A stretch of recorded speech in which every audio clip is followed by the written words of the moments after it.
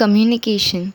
Communication is an activity in which information of some sort is transferred from one system to another by means of some physical embodiment.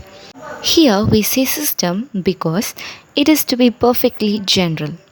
Communication is unlike the language, that is a special form of communication, because communication does not exist only among human beings. It can also exist among the animals or even parts of animals. Though all these animals communicate, that is not said to be language because those communications do not have any structure or ordered arrangement, that is totally called form. Language is the one that has form in it, and thus only human beings are capable of using language. Now let us speak about the characteristics of languages. There are five basic characteristics of languages in linguistics, and they are: language is exclusively for human, and it's primarily of vocal sounds. Language is systematic and articulatory. It's symbolic and arbitrary, and it exists only in its use.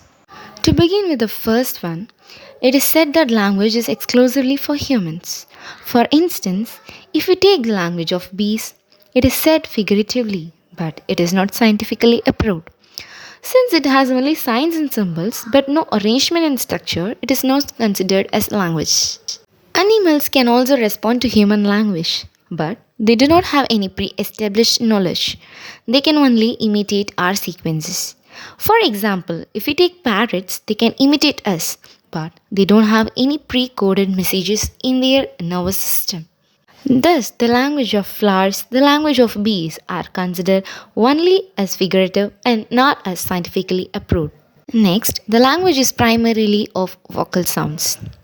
During the early times, speech was the chief form of communication. Ancient people used speech, and later the writings were introduced.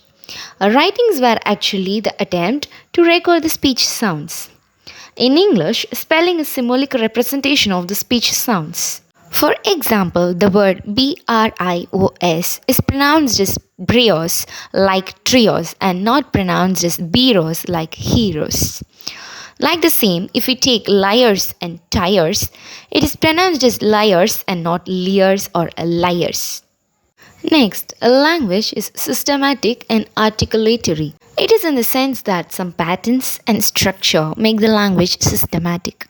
For example, the word apt can be changed into tap and pat, but it cannot be written as TPA or PTA or ATP.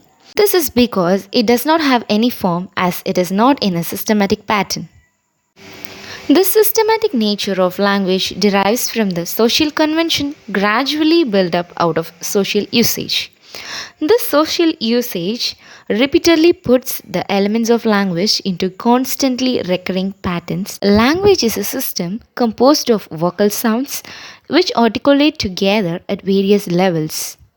For example, in a sentence, I ate apple, we cannot say apple ate I. And thus, it is proved that language is systematic and articulatory. Next, language is symbolic and arbitrary. This means that there is no special connection or necessity between what words stand for or the words themselves.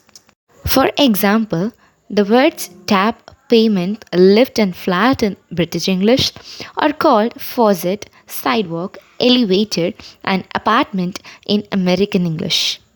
Different words and expressions can symbolize different things or the same things, but not in different language, even in the same language. For example, a person named Peterson Malik can be called as Mr. Peter, Mr. Peterson, Malik, Peter, or Daddy, or Darling, or whatever the name that he's registered. Last but not the least, a language is used and exists only in its use. Like its existence is in dictionaries, books on grammar. We see language inanimate and dissected. All these talk about the use of language, but not how people utilize its usage.